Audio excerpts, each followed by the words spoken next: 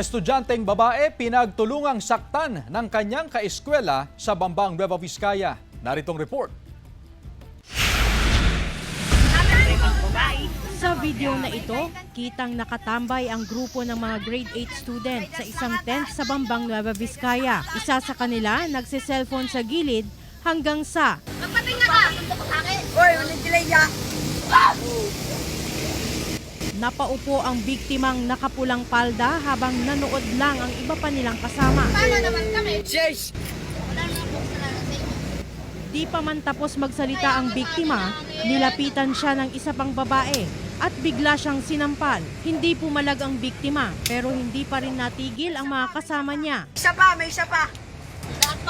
Ang mga nanakit nagtawanan pa habang ang biktima nanatili na lang na nakaupo at di na kumikibo. May isa pa ulit na sumampal sa kanya. Doon na sila nilapitan at inawat ng isang may-ari ng kalapit na tindahan. Sa isa pang video, nakatayo sa gilid ng halamanan ang magkakaeskwela at muling nagkaroon ng komprontasyon at tulakan.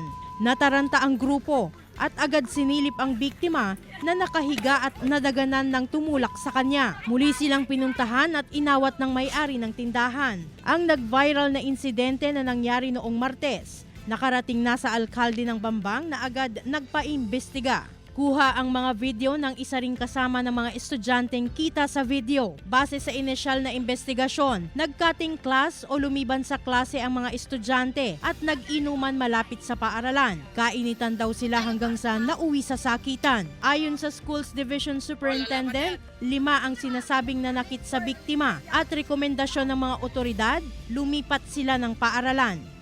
Nagtakda na rin sila ng counseling at debriefing para sa biktima at iba pang sangkot na estudyante. Sabi ng mga otoridad, pag-aaralan din nila ang reklamong cyberbullying dahil sa pag-upload at pagbabahagi ng viral video ng pananakit. Ayon sa pulisya, desidido raw na magsampa ng reklamo ang pamilya ng biktima. Ipinatawag din ng opisyal ng paaralan ang nagbenta ng alak sa mga sangkot na estudyante. Sinubukan naming makuha ang panig ng mga sangkot sa insidente pero tumanggi silang magbigay ng pahayag. Glam Kalikdan, Dizon, One North Central Luzon.